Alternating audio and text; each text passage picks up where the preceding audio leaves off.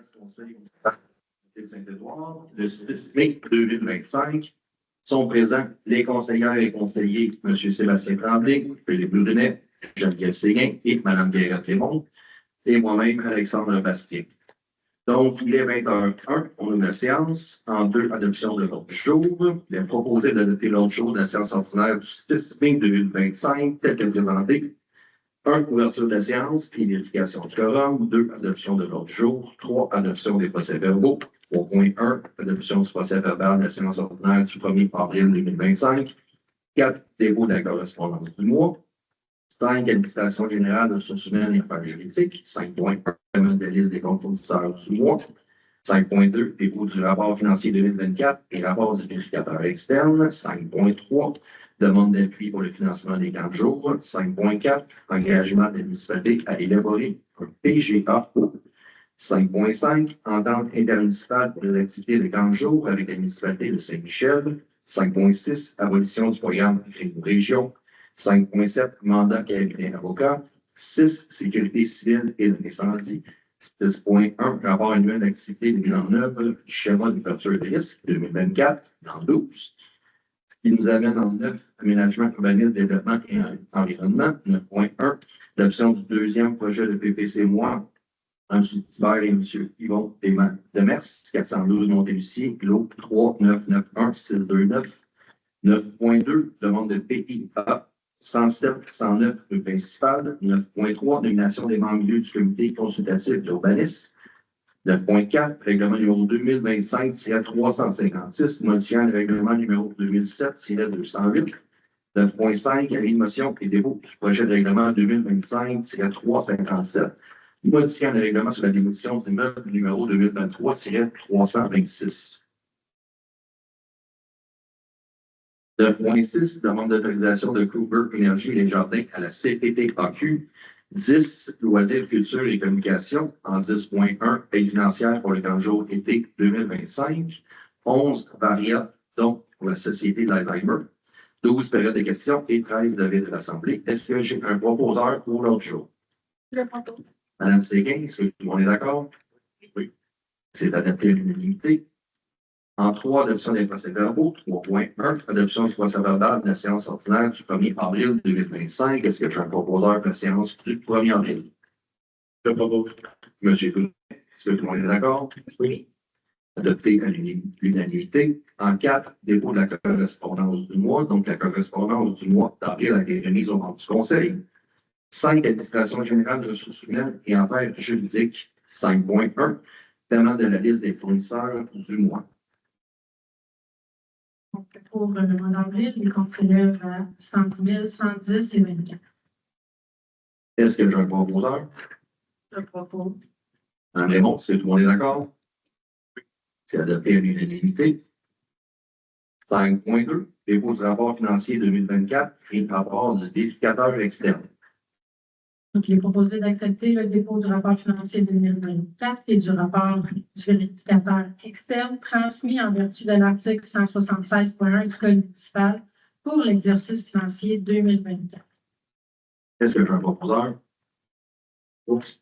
Monsieur Tremblay, est-ce que tout le monde est d'accord? Oui. Adopté à l'unanimité. 5.3. Demande d'appui pour les financements des 4 jours.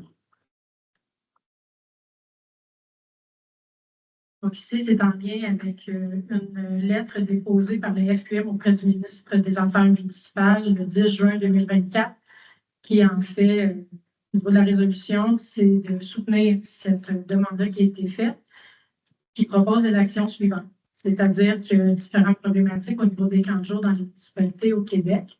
Donc, il est proposé comme action de renforcer le budget alloué au programme d'assistance financière aux loisirs des personnes handicapées, particulièrement pour le volet accompagnement, de constituer à court terme un comité réunissant les parties concernées afin d'examiner en profondeur les enjeux liés aux camps de jour municipaux, et tout dans une optique de meilleure adaptation des services par le ministère de l'Éducation, et finalement de mettre en priorité la création des mesures financières dédiées spécifiquement aux camps de jour. Est-ce que j'ai un proposeur pour l'appui? Madame Séguin, est-ce que tout le monde est d'accord? Oui. adopté à l'unanimité. En 5.4, engagement de la municipalité à élaborer un PGAO.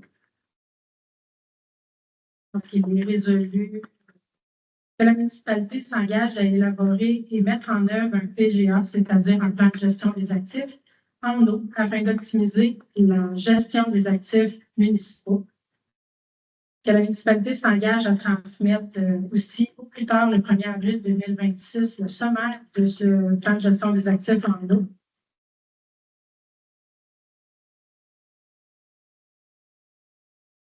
Et que le Conseil approuve le document qui est démarche de gestion des actifs municipaux en eau et qu'on autorise aussi le dépôt des documents auprès du ministère. Comme on l'avait déjà mentionné, participer au plan des actifs en eau va aider la municipalité et aussi sa taxe, c'est-à-dire un acte financier accordé par le gouvernement. Est-ce que j'ai un proposeur? Je propose. Monsieur Brunet, est-ce que vous êtes d'accord? Oui. Adopté à l'unanimité. Donc, en 5.5, entente intermunicipale pour les activités de 40 jours avec la municipalité de Saint-Michel. Donc, cette entente intermunicipale-là a été discutée le 8 avril dernier. Elle vise à permettre aux résidents de Saint-Édouard de participer aux activités de 40 jours à Saint-Michel. Donc, cette entente-là concerne le 40 jours 2025, mais aussi les suivantes, c'est-à-dire que la municipalité, principalement, là, va prendre en charge tous les frais qui sont associés aux demandes d'accompagnement de ces résidents. Est-ce que j'ai un proposeur? Madame Raymond, est-ce que tout le monde est d'accord? Oui. Donc, c'est adopté à l'unanimité. En 5.6, abolition du programme Réno Région. Donc, le programme est un programme qui vient du gouvernement du Québec. Il a été récemment abandonné par celui-ci, mais il concerne principalement les propriétaires occupants qui sont les moins bien nantis dans nos communautés, souvent des personnes âgées, des familles monoparentales vivant dans les milieux ruraux. Et ça concerne principalement à corriger cette aide financière-là des défectuosités majeures dans leur résidence. Donc ici, il est proposé de demander au premier ministre du Québec, au ministre responsable de l'habitation, de relancer immédiatement le programme Réno Région pour l'année financière 2025-2026 et de s'engager à en assurer le financement à long terme. Est-ce que j'ai un proposeur? Monsieur Tremblay, est-ce que tout le monde est d'accord? Oui. Donc, c'est adopté à l'unanimité. En 5.7, mandat de cabinet avocat. Il est proposé et résolu par les membres du Conseil présent de mandater la firme DHC Avocats pour régler le dossier qui concerne la résolution 24-05-109 et qui en fait le mandat au niveau de la direction générale à autoriser chacune des étapes avant qu'elle soit réalisée. C'est un proposeur. C'est bien, est-ce que tout le monde est d'accord? Oui. Donc, adapté à l'unanimité. En 6, au niveau de la sécurité civile et de l'incendie, les statistiques mensuelles du service de sécurité incendie chez Charité Saint-Édouard de mars 2025, on parle de 18 interventions, 12 entrailles, 12 premiers répondants, formation 36, la garde d'officier régionale 237 heures et de la garde interne externe 31 jours. Ce qui nous amène dans 6.1, rapport annuel d'activité mise en œuvre du schéma de couverture de risque 2024 en 12. Donc, comme à chaque année, il faut faire un retour concernant les objectifs du schéma de couverture de risque incendie en vigueur au niveau de la MRC des Jardins de Napierville. Donc, ici, il y a le rapport annuel d'activité qui a été présenté aux élus, qui a été soumis par le chef aux opérations du service incendie de la municipalité de Sainte-Patrice de Charrington. Et il est résolu d'approuver le rapport annuel d'activité de mise en œuvre 2024, schéma de couverture de risque incendie. Est-ce que j'ai un proposeur? Propose.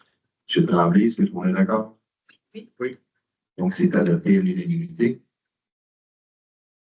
Et on peut rappeler également que c'est la semaine de la sécurité civile du 4 au 10 mai 2025.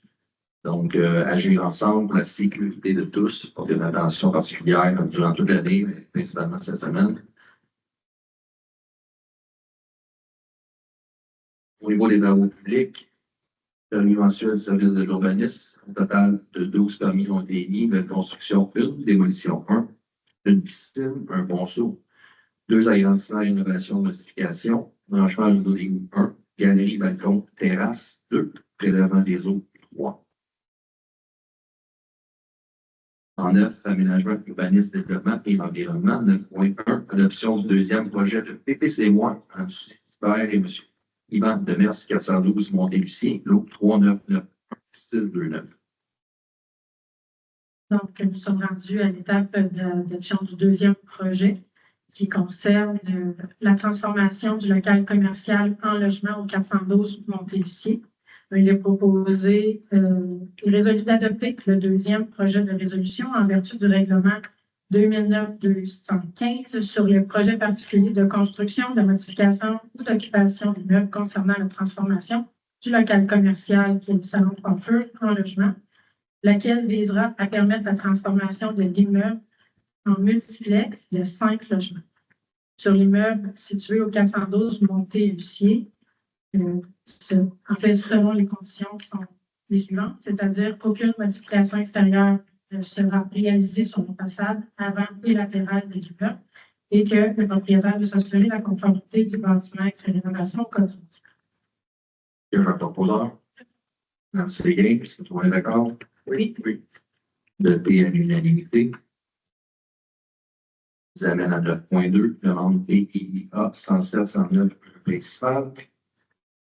Donc, le conseil a reçu une demande de PIA pour l'agrandissement du bâtiment principal pour l'aménagement d'un espace habitable au grenier au 107-109 rue principale. Donc, cette demande a fait l'objet d'une étude de la part du comité consultatif d'urbanisme qui en fait la recommandation de refus. En fait, il est important de mentionner là, que l'espace compris entre le plancher et la toiture est considéré comme un étage. Cependant, cette superficie-là, si elle occupe moins de 50% du plancher de l'étage précédent, on ne le considère pas comme un troisième étage. C'est-à-dire qu'à ce moment-là, ça pourrait être conforme. Cependant, ici, il est considéré comme un troisième étage. Et de plus, on a mentionné au niveau des recommandations du CCU que la volumétrie qui était reliée justement à ce troisième étage-là ne fonctionnait pas avec les objectifs et critères du PIA. Donc, s'il est proposé que le Conseil refuse la demande de PIA visant à agrandir le bâtiment, c'est-à-dire que la surélévation de la toiture de la partie arrière du bâtiment pour créer ce troisième étage rend le projet non conforme au règlement du zonage et sa volumétrie répond pas aux critères comme indiqué du PIA. Est-ce que j'ai un proposeur pour refuser la demande? Je propose. Madame Raymond, est-ce que tout le monde est d'accord? Oui. Adopté à l'unanimité. 9.3, nomination des membres élus du comité consultatif d'urbanisme CCU. Donc, il est ici proposé de renouveler les mandats des membres suivants, c'est-à-dire ceux qui étaient à échéance, les postes de nos membres du Conseil au sein du CCU, c'est-à-dire Mme Geneviève Séguin et M. Jean-Michel Dupuis. Est-ce que j'ai un proposeur? M. Brunet, est-ce que tout le monde est d'accord? Oui. Oui. Adopté à l'unanimité. En 9.4, règlement numéro 2025-356, modifié un règlement numéro 2007-208. Donc, si le règlement était disponible à l'entrée pour ceux qui voulaient en prendre connaissance, sinon il va être disponible sur le site Internet. Ici, il s'agit d'une modification de la signalisation en vue d'interdire les arrêts sur une portion de la rue de l'école qui est près de l'école. En fait, c'est une demande de l'école primaire là, afin de favoriser le stationnement des périodes scolaires. Donc, ils nous ont demandé de modifier notre règlement. Puis ici, ce soir, c'est l'adoption de ce règlement-là qui vise à interdire cet arrêt-là c'est très spécifique, là, entre le 70 et le 76 de l'école, côté père, aux conditions suivantes, c'est-à-dire du 1er septembre au 1er juillet, du lundi au vendredi, entre 7h30 et 8h et 14h30 à 15h. Est-ce que j'ai un proposeur? Réponse. Monsieur Tremblay, est-ce que vous êtes d'accord? Adopté à l'unanimité. En 9.5, il y a une motion qui dépose ce projet de règlement 2025-357, motion de règlement sur la démolition d'immeuble numéro 2023-326. Donc, le projet de règlement était aussi disponible à l'entrée. Celui-ci concerne des modifications au règlement de démolition, c'est-à-dire que dans le règlement de démolition, on a une liste de propriétés qui ont un intérêt patrimonial dans la municipalité.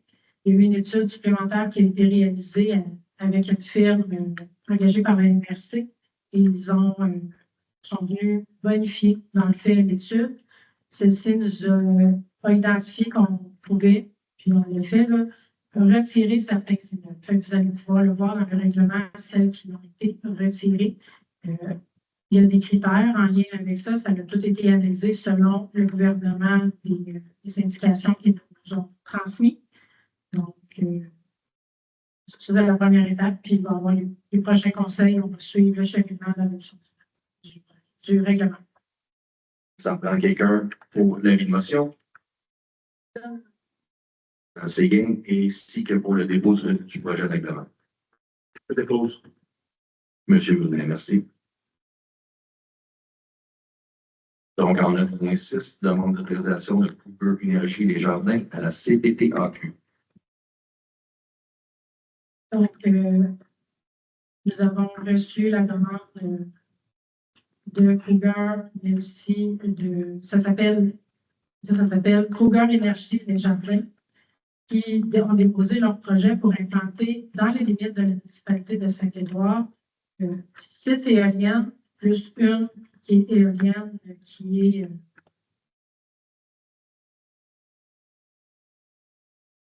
la 7e. Retenu selon les prochaines études qu'il va y avoir, qu'on a 6 pratiquement assurées. Il y en a une qui est peut-être que oui, peut-être que non, là, ça dépend des prochaines études qui vont sortir. Merci. Donc, la municipalité a examiné selon les paramètres et surtout les critères de l'article 62 de la loi sur la protection du territoire agricole. Et selon elle, le projet déposé répond à l'ensemble des critères qui sont identifiés par la CPTAQ. Aussi, il faut prendre en compte qu'il y a une absence d'espace approprié à l'extérieur de la zone agricole, que l'emplacement des infrastructures visées sur le territoire de Saint-Édouard est optimisé afin de cibler des sites de moindre impact. Et aussi, il faut tenir compte des règlements de contraintes environnementales pour ce projet. Donc, la municipalité appuie la demande de la société auprès de la CPTAQ. C'est-à-dire que la municipalité est favorable à la réalisation du projet sur son territoire. Par la suite, elle indique la municipalité qu'elle autorise le projet compte tenu que, selon elle, il respecte les articles 62 de la loi, que le projet lui semble conforme au schéma d'aménagement et que le projet devra, à une étape ultérieure, suivre le processus prévu au règlement relatif au plan d'implantation et d'intégration architecturale applicable.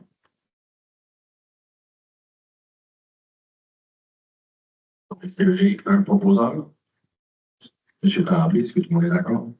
Oui. Oui. Adopté à l'unanimité. Donc, en 10, loisirs, culture et communication. 10.1, aide financière pour le plan de jour 2025, en jour d'été. Donc, ici, c'est en fait afin d'aider les parents des enfants qui vont au camp de jour au niveau financier. Il faut prendre considération l'entente qu'on a parlé plus tôt avec la municipalité de Saint-Michel, c'est-à-dire que, outre ceux qui s'inscrivent à Saint-Michel, puisque le tarif va déjà être réduit à cause de l'entente, les enfants qui seront inscrits dans d'autres camps de jour, âgés entre 4 et 12 ans, c'est-à-dire avec un maternel 4 ans complété en date de ce juin, il vise à autoriser l'aide pour rembourser une partie du camp, c'est-à-dire que cette aide s'élève à 25 $ par semaine pour des semaines complètes de 5 jours, pour un maximum de 150 $ par année pour les enfants résidents à Saint-Édouard seulement. On énumère, vous allez trouver sur le site Internet toutes les conditions pour déposer la demande. Est-ce que j'ai un proposeur? Madame Séguin, est-ce que tout le monde est d'accord? Oui. Donc, c'est adopté à l'unanimité. Toujours dans les loisirs, sur les communications, une soirée spéciale le 23 mai 2025, présentée par le Club de Danchard. Donc, c'est de 18h30 à 22h30. La programmation, ouverture des portes, 18h30, cours de danse, 18h, 20h30, danse en ligne sociale libre. Il y aura un buffet sur place et vous pouvez apporter vos consommations. C'est une belle soirée.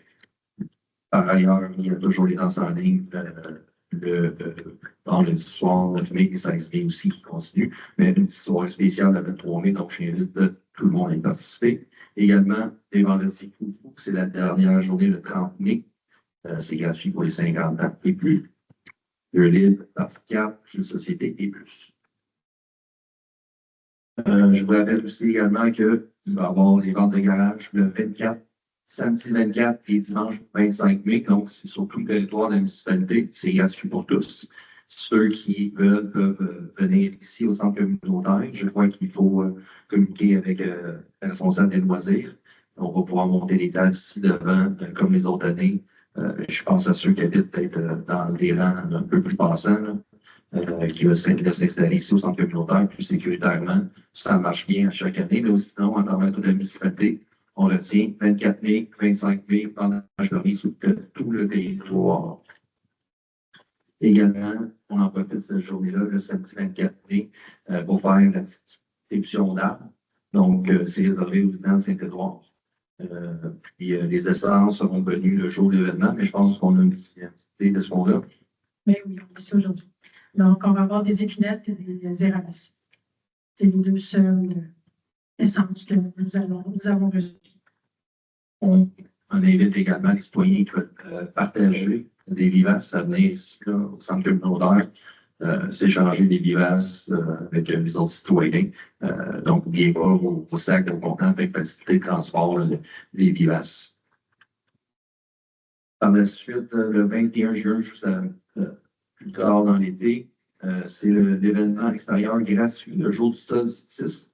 Donc, de 9h à 12h avec Estelle Gagné, qui est une coach en gestion de stress et une fondatrice d'espace M-Yoga, qui est une des résidentes de Saint-Édouard, bien connue, et qui donne des cours de yoga depuis plusieurs années maintenant ici.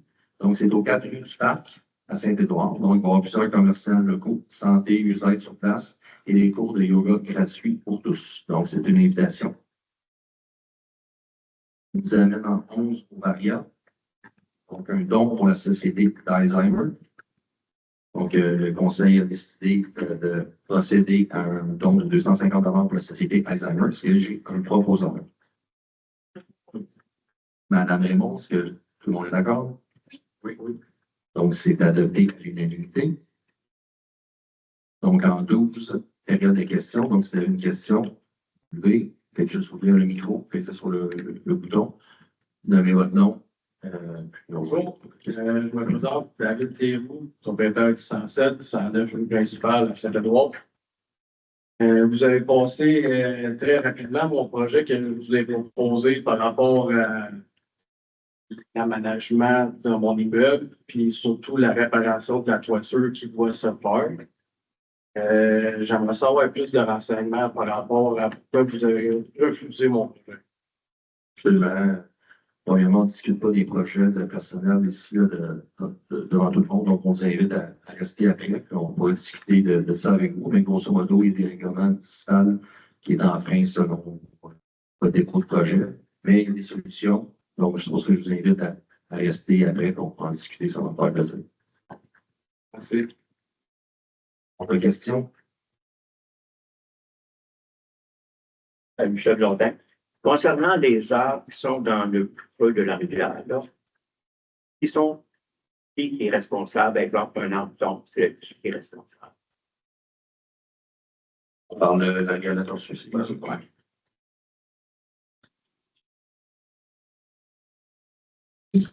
Compliqué ça dessus. En fait, la rivière appartient au gouvernement. Parce que si vous avez une problématique avec un arbre, on peut tout de même la municipalité à nous. Donc, c'est en fonction. La majorité des citoyens souvent réussissent à retirer les arbres, mais on va aller voir pour vous aider. Je ne peux pas tout vous garantir, mais Bon, on comprend. Bon, 129, en face de chez moi, il y a un arbre qui est tombé. Bon, je parlais avec mon voisin d'en face, puis il me disait que lui, que la municipalité il avait dit que c'était sa responsabilité de le ramasser.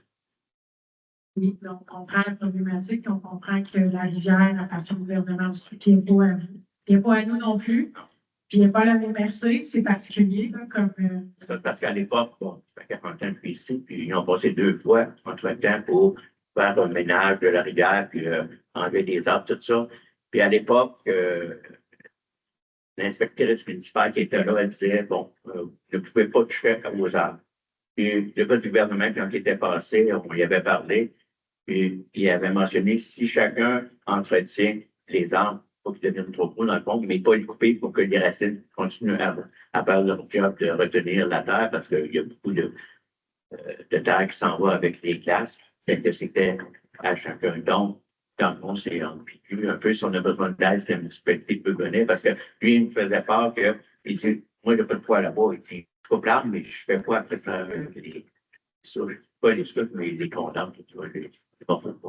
C'est sûr que nous, on a certains équipements. Il faut faire attention aussi pour ne pas endommager vos terrains. Tu sais, il y a plusieurs problématiques, mais on peut aller voir ce qu'on peut faire pour vous aider. Là. On a fait la même chose. On fait d'autres dossiers similaires là, à votre demande, puis c'est comme de cette façon. Et le fameux dossier des balais de rue. Y a-tu un bris d'équipement? Parce qu'ils ont commencé vendredi, puis là, le principal. Oui, en fait, ces deux contrats, on devenait, nous, on donnait le contrat pour nos rues locaux. Ouais. Puis les rues appartenant à PQ, c'est de leur côté là, on les faire. On a déjà mentionné que ça allait commencer cette semaine. Donc, la direction a essayé de regrouper ces deux contrats-là, malheureusement, sans les transports, les tenait à garder leur contrat de leur côté. Là. Donc, c'est comme deux contrats distincts. Un qui nous appartient à nous, l'autre sur nos MTQ. Donc, on ne sait pas vraiment là-dedans. C'est supposé, là, on l'a mentionné à partir qui commençait cette semaine. Autre question?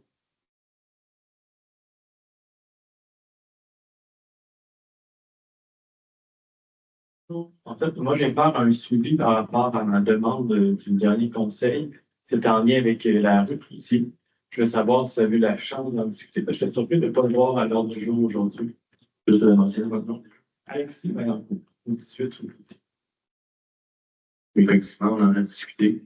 Donc, on va procéder probablement à l'évaluation des coûts reliés à ça.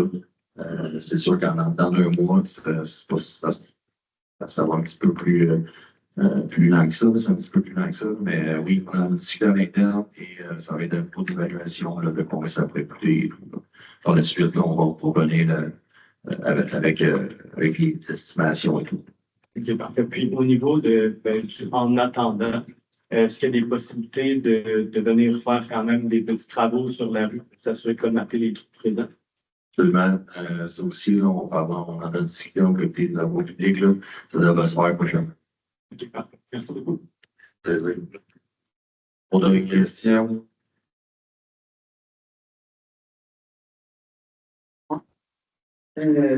Juste le 5.7, vous parlez d'une firme d'avocats. Y a-t-il moyen de savoir un peu plus pourquoi vous avez engagé ça?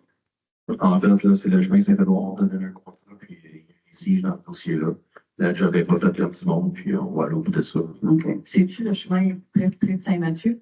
Oui, exactement. Un bon saut. Parce que c'est effectivement très dangereux. Exactement. Autre chose, si on a parlé du rapport service incendie quand j'étais venue le mois passé, parce que Concernant, le rapport de l'année, là, tu sais, moi j'ai dit, vous avez dit, il y a un rapport qui s'en vient avec parce qu'on parlait des coûts puis tout ça, puis je disais, on peut avoir des explications. Puis je disais, ah oui, on va avoir un rapport officiel, est-ce que vous l'avez? ben, je n'ai pas sous la main, là, mais Non, je mais c'est c'est une très bonne nouvelle, là. En fait, là, on a économisé de 52 000 environ dans ce dossier-là. Donc, c'est en dessous du budget, c'est dans le budget, donc des belles économies dans ce dossier-là. Mais si vous voulez venir, là, avec l'hôtel de ville, regardez, discuter avec nous là, si vous avez besoin de quelques informations plus précises. Moi, c'est public, le rapport. Mais il n'y a pas vraiment de rapport en tant que tel, là, c'est plus outil. OK. Parce que, tu sais, moi, je regardais, là, pour faire un bon bilan de notre service incendie, puis j'ai appelé M. Baudin, comment se fait-il que lorsque vous nommez notre tableau, que ça ne soit pas séparé, là? Tu sais, mettons les interventions, mettons, on a 32, je ne sais pas si c'était pas ce mois-ci, mais le mois d'avant, mais c'est facile pour M. Baudin de nous indiquer, il en a fait 10 à Saint-Édouard, il en a fait 22 à Chérifton. Les entraides, la même chose, les premiers répondants, la même chose, le bénévolat, la même chose. Formation, c'est sûr, le reste, ça concerne les deux. Sauf que c'est pas juste pour une question de suspicion, à savoir est-ce qu'on paye vraiment 42 mais pour faire un bilan, peut-être au bout de 3 ans, de dire est-ce que, je ne sais pas, moi, si tous les premiers répondants s'en viennent tous à Saint-Édouard, peut-être qu'on a un problème de santé à Saint-Édouard aussi. Ou... Moi, j'ai vu les chiffres, on les a vu, ces chiffres-là. Mais il devrait être transparent pour les. Ils sont transparents avec nous, là, c'est le service incendie qu'on a présentement. Je ne cacherai pas que l'on s'en va vers un plus gros regroupement. Je pense que vous êtes tous au courant, qui va partir de Saint-Rémy jusqu'à Rivière-Ville. En passant par ici, on travaille fort là-dessus depuis la dernière année. Donc, présentement, c'est notre service qu'on a, Saint-Édouard, Charleville. Donc, c'est les chiffres qu'on a, on paye un peu. Non, mais je comprends vos chiffres, là, sauf qu'ils ne sont pas distincts pour nous. Non, c'est un seul service qu'on a, donc c'est ça. Ben, je ne suis pas d'accord avec ça. Moi, je en tout cas, je pense que les citoyens ont droit à avoir un bilan plus officiel de ce que notre service incendie. Puis, premièrement, pour savoir qu'on paye aussi, parce que c'est un peu ça aussi. Je comprends tout à fait. On va regarder, voir si on est capable pour. Ben, moi, M.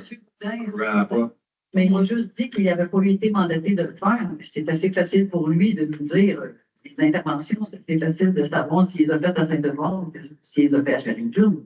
C'est question de. Mais supposément qu'il n'a pas été mandaté pour ça. En gros, pour vous l'aller dans les. Je ne laisse pas faire quoi de ça. Il dit l'intervention. Non, mais c'est important. Parce que, mettons que vous dites, je ne sais pas, dans tous les incendies sur une année, maintenant, il y a eu, je ne sais pas, il y a eu 100, sur 200 incendies, on a 180 qui sont à Saint-Denis. Ça veut dire qu'on a peut-être une négligence de notre côté, et c'est important de savoir. On ne peut pas vraiment au niveau qui est sur une année. Parce qu'il y a une année qui peut arriver beaucoup de choses, hein, comme l'année 2000. Je suis d'accord avec vous. Je vous parle d'un bilan peut-être sur 3 ans. Exactement. C'est important, mais c'est important d'avoir les chiffres exacts qui nous concernent. Oui, absolument. Moi, je trouve ça très, très, très problématique de ne pas les avoir. Présentement, on regarde sur les chiffres qu'on nous sort. Okay? Pour vraiment faire une bonne lecture de la situation, on regarde sur les 5 dernières années. C'est comme ça qu'on fonctionne, qu'on a fonctionné à travers la MRC. Donc, en un an, donc, ça se peut qu'on ait une grosse hausse d'une année, l'autre année, on est absolument riche. Donc, si on regarde juste la dernière année, bon, ça va nous dire quoi si on n'a pas de comparaison? Pas de bilan, parce que c'est commun. Oui, c'est commun. On est commun, on est ensemble. On a mis nos équipements en commun. Tout est en commun. Je ne suis pas d'accord avec vous encore là. Moi, si je construis pas de maison, mais un garage qu'on construit commun, puis on dit, vous me faites confiance, on met 100 000, puis moi, je dis, OK, au bout de la ligne, vous devez 75 000, ça m'a. Non, mais vous regardez. Est-ce que vous habitez dans la maison? Non, Vous mais. habitez dans la maison, je suis content de le service qu'on a. Nous, on le constate. On a eu des incendies l'année dernière, on a eu plusieurs. Sébastien, là, c'est juste que je veux dire que vous me faites assez confiance pour que je vous donne un chiffre puis vous me donnez, pour garder jamais la facture. Nous, on la regarde la facture. Voyons, on est 7 ici, plus la direction générale, plus la direction générale adjointe, plus le même conseil à Sherrington aussi, sont 7. Plus la direction générale. Donc, il y a du monde qui regarde ça. Là. Puis tellement qu'on l'a fait auditer, puis maintenant, on a un retour sur balancier. On a réussi à récupérer 52 000 l'audit externe.